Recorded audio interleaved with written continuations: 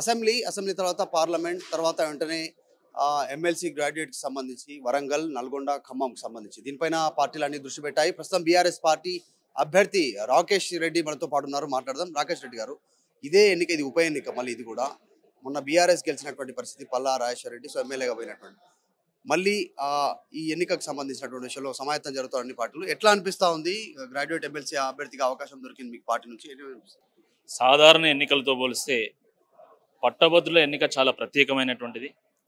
ఎందుకంటే ఇక్కడ అందరూ కూడా విద్యావంతులు, చాలా విజ్ఞతతోని విచక్షణతోని ఆలోచించి ఓట్లేస్తారు.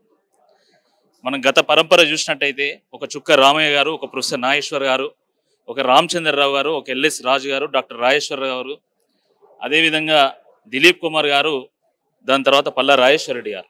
అంటే ఒక విజనరీస్, థింకర్స్, సమాజానికి ఒక దారి చూపేటువంటి వాళ్ళు, సమాజానికి ఒక ఉదాహరణగా నిలిచేటువంటి వాళ్ళని మాత్రమే విద్యావంతులు ఎప్పుడు కూడా ఎన్నుకున్నారు.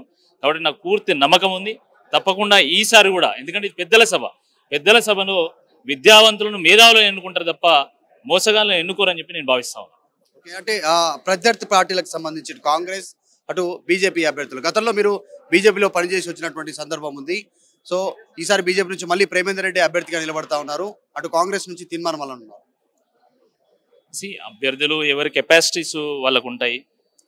అందరినీ రోజు మీడియాలో, సోషల్ మీడియాలో విద్యావంతులందరూ కూడా గమనిస్తున్నారు. నా వరకైతే నేను ఒక బిట్స్ పిల్లని, గ్రాడ్యుయేట్ని, ఒక గోల్డ్ మెడలిస్ట్ని, అమెరికాలో 7 ఏళ్ల పాటు ఉద్యోగం చేసి పుట్టిన గడ్డ రుణం తీర్చుకోవాలి, నా ప్రాంతం యొక్క పూర్వ వైభవాన్ని తీసుకురావాలి అని చెప్పేసి నేను రాజీనామా చేసి నేను వచ్చి రాజకీయాల్లో చేరినటువంటి వ్యక్తి. ఒక సాధారణ కార్యకర్త స్థాయి నుండి రాష్ట్రంలో ఒక గుర్తింపు పొందినటువంటి ఒక నాయకుడిగా, ఒక ప్రశ్నించే గొంతుగా నేను గుర్తింపు పొందాను. కాబట్టి రాజకీయాలంటే కేవలం ధర్నాలు, రాస్తారోకలు మాత్రమే కాదు, రాజకీయాలంటే ప్రజాసేవ అని నేను అనేక సందర్భాల్లో నిరూపించాను. వరంగల్లో వరదన వచ్చినటువంటి సమయంలో కానీ, ఇది కోవిడ్ వచ్చినటువంటి సమయంలో కానీ నా సేవలు ప్రజలకు తెలుసు. కాబట్టి ఇవన్నిటినీ కూడా ప్రజలు గమనిస్తారు. తప్పకుండా దాని తగ్గట్టుగానే వాళ్ళు తీర్పునిస్తారు. గత 10 సంవత్సరాల పాటు అనేక ప్రజా సమస్యల మీద నేను పోరాటం చేసిన, నాకు వివిధ రంగాలకు సంబంధించినటువంటి ప్రజల యొక్క సమస్యలు కూడా నాకు తెలుసు. అది గవర్నమెంట్ టీచర్ కానీ, ప్రైవేట్ టీచర్స్ కానీ, నిరుద్యోగుల సమస్య కానీ, వాటన్నిటి గురించి నాకు అవగాహన ఉంది. తప్పకుండా ఒక ప్రశ్నించే గొంతుగా ప్రజల పక్షాన మండలిలో మంచి వార్ని వినిపిస్తాను.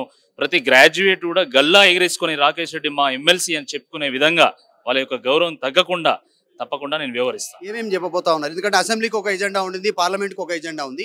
ఈ ఎమ్మెల్సీ ఎలక్షన్లో ఏ అంశాలు ప్రాధాన్యత సంతరించుకునే అవకాశం, దేనిపైన ఫోకస్? అంటే కాంగ్రెస్ ప్రభుత్వము అనేక హామీలు ఇచ్చి ఈరోజు అధికారంలోకి వచ్చింది.